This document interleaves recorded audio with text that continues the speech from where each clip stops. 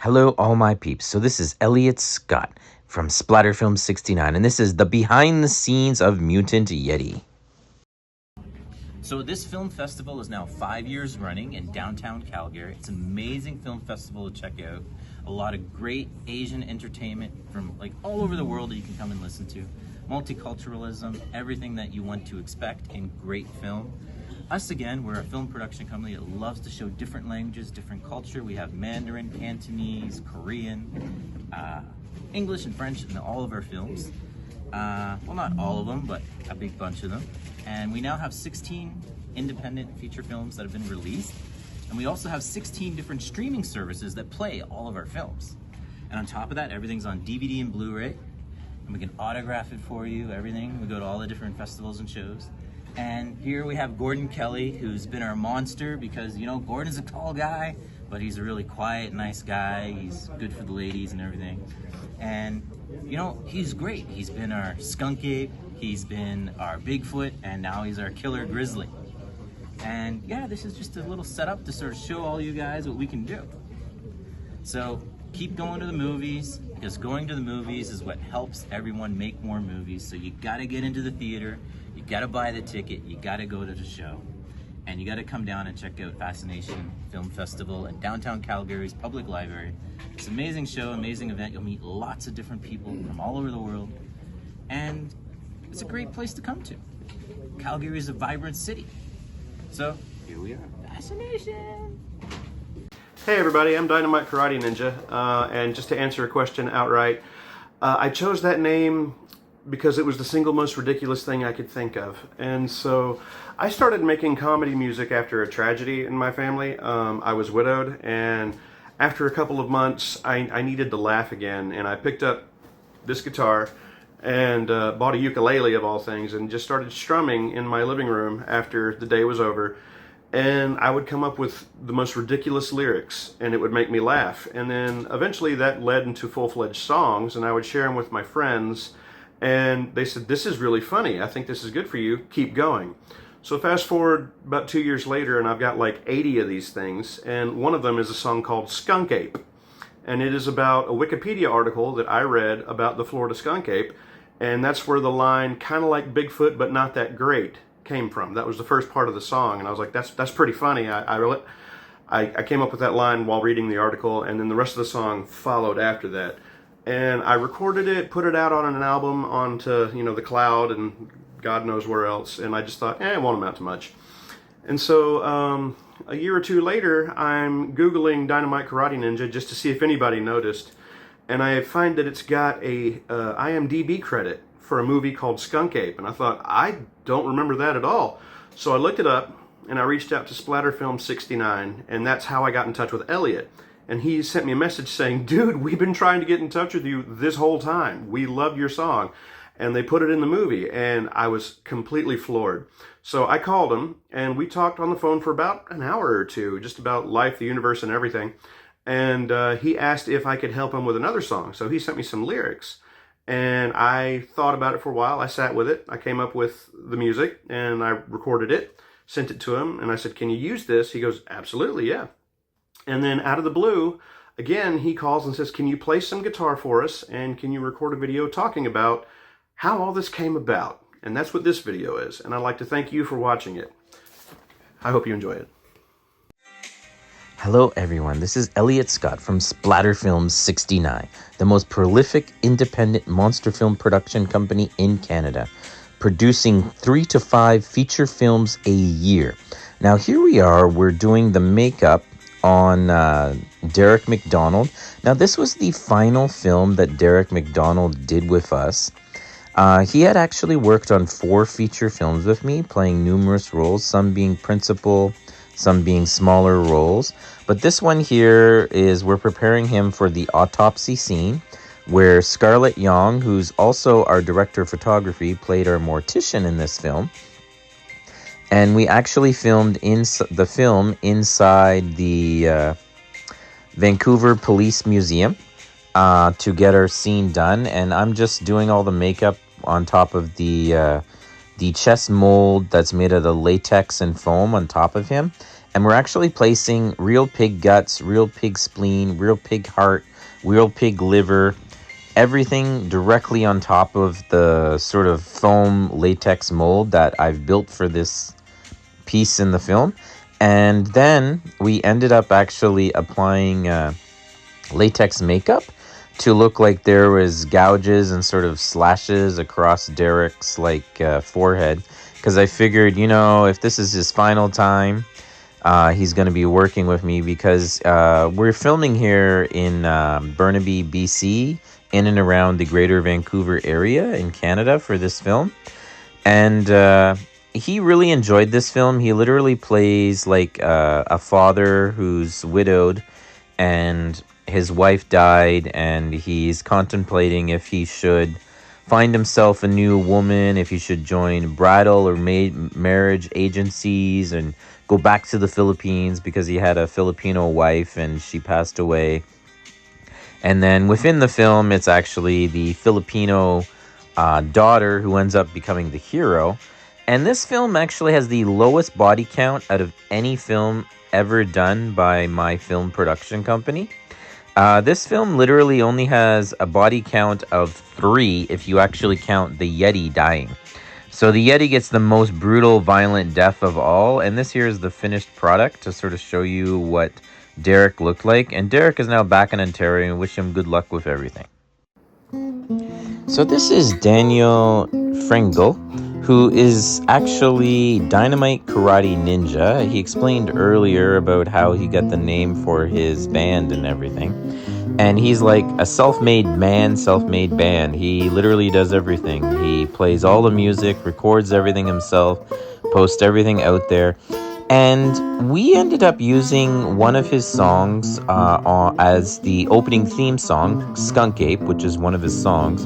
And then I literally wrote a song, we got in contact, we communicated well together, we had nice conversations together. Like, I could not say anything bad about this guy. Like, I'd love to work with this guy numerous times to do theme songs for me for my monster films, because I always put a little bit of comedy within my monster films. Like, a lot of people say that my monster films are basically like an 80s sex comedy mixed with like Bigfoot. That's what a lot of people sort of have said about my films. So it was kind of nice that he's this sort of funny guy also.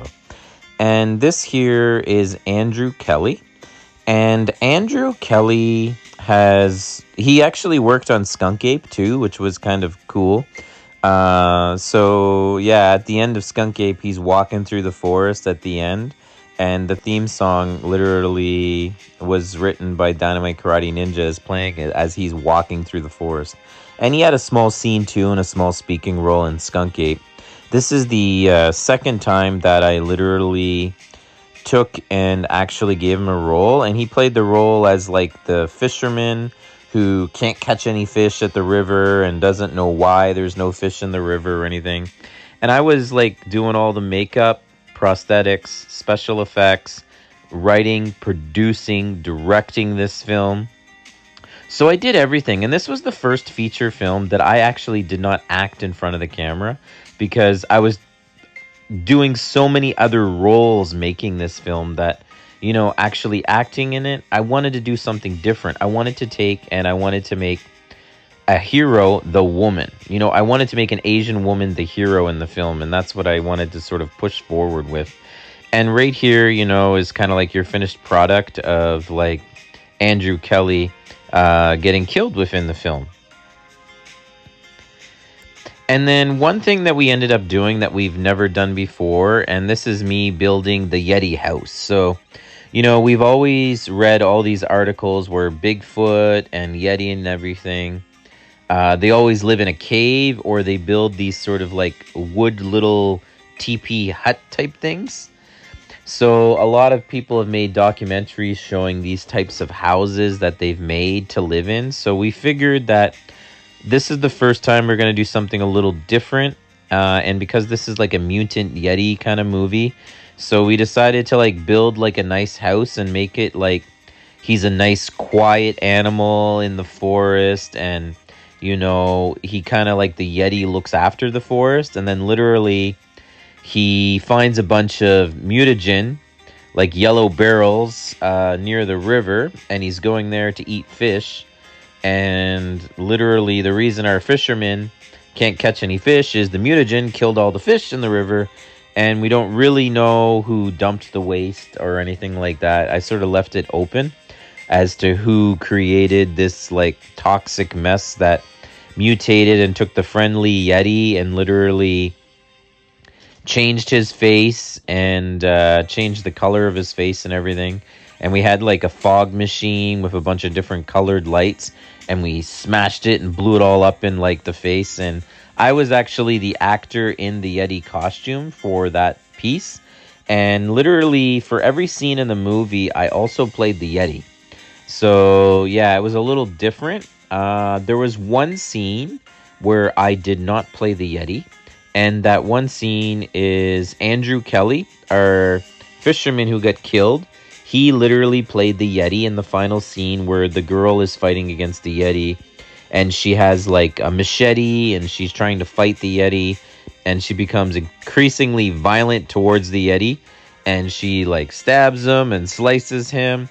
So the most like brutal, violent killing actually in this film is actually when the Yeti dies. So that was something sort of different that we did. And it was kind of, you know, it was really sort of different. Like we took like the costume that I had built and sewed all together for the fake fur and everything. So we took the costume, we literally like cut our costume in half after, and then put a bunch of real pig guts and organs like spleen and heart and liver and pig stomach. And we used all of this and like kind of laid it all on the ground and covered it all in fake blood and made it really messy. It was attracting a lot of like hornets and flies and mosquitoes and everything else. So we were practically being eaten alive when we were doing this, which was like quite interesting on its own. And, you know, it was just like an all around like sort of like we did stuff a little different with this film. And I tried to do just a little few more different things. Like I tried to show that the monster is part of nature. And I had one scene where I literally was completely decked out in the Yeti costume and walking around within like cherry blossom trees and everything and birds flying in the trees. And I put a lot of nature in this film.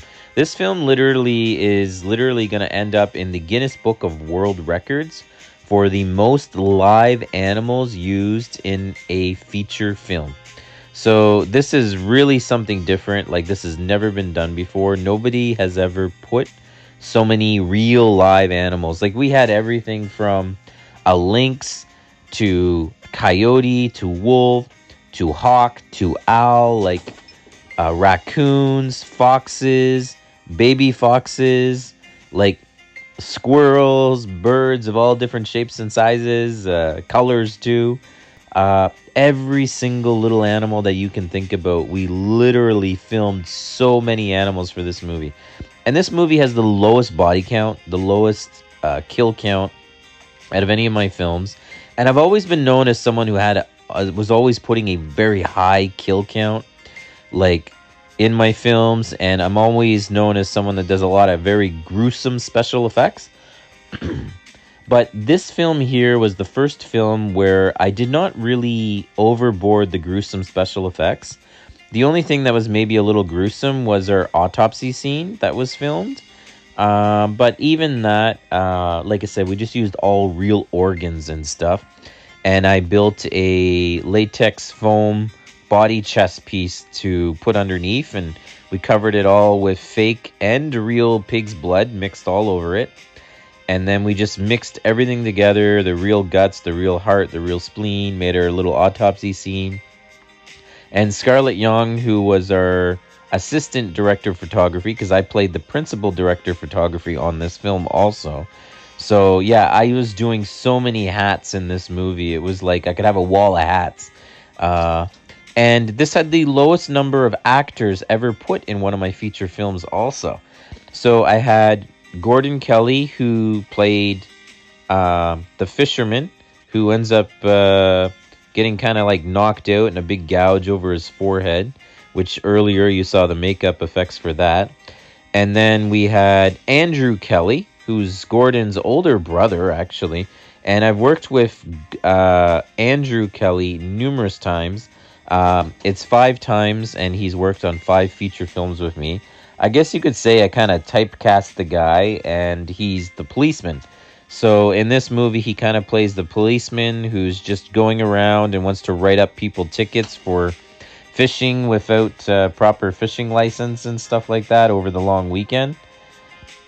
So yeah, it was kind of fun sort of having a role with him. And literally we filmed Andrew Kelly's part in 2 days, so it was kind of fun. And we filmed Gordon Kelly's part in like 3 days. We filmed the animal and nature walking part with Derek McDonald. And we literally took I think 3 days to film him. So it was like a really short time to sort of film and put this movie together, actually. But it was really long time for me to kind of build this like Yeti sort of house sort of thing. It literally took me about 3 hours to put this thing together. And near the end, I was just getting a little frustrated. So I just thought I would show everyone what it was like to put this thing together, because it was the thing that took me the longest. And my director of photography, Scarlett Young, was literally filming me as I was putting this like Yeti house together. And then the craziest thing about the Yeti house is, as soon as we finished filming, there was like a bunch of kids. And the kids literally were like high on drugs and everything, you know, because Vancouver and surrounding Vancouver area like kind of has a drug problem that's really bad for like society and everything, you know. But yeah, these kids were like smoking some heavy stuff, and they ran right through the Yeti house. Like they ran right through it, like really, like we were glad we were finished on our final shoot. But they were like, "Oh my God, it's Bigfoot!" Ah! And they're acting all strange and weird, and their eyes were all bloodshot, and they ran right through the house. I was afraid they're gonna hurt themselves. You know, these are like teenage kids gone wrong, sort of deal. And yeah, they just they destroyed our Yeti house, and then literally they started like yeah, just like doing weird stuff and trying to light the Yeti house on fire and everything. And yeah, it was pretty crazy. We got out of there pretty quick. We didn't want to really deal with these like weirdos sort of thing. You know, there's always weirdos in everything that you do, but yeah. So yeah, it was a lot of fun doing this. The fact that we used so many different live animals was something I really enjoyed doing. And I was really happy that I got to work on this with like some people I kind of developed a very close like business/friendship with. So these sort of independent actors, filmmakers who've been on numerous like other sets and stuff have like grown to want to work with me very often. So I kind of have like this little bit of a cult following. Especially up here in Canada where I'm from. I have a lot of people that repetitively just want to buy my DVDs, my Blu-rays. And it's because I do a lot of shows too. Like I do all the film festivals. Even if my movie's not playing there, I show up and I'm selling stuff. And if my movie is playing there, even better, I'm going to spew the spout to sell more things. I sell a lot of DVD, a lot of Blu-rays, and I'm really happy about that. And I love all my fans who support me and come out to see me at all the shows. Remember to like and subscribe. Bye for now, all my fans.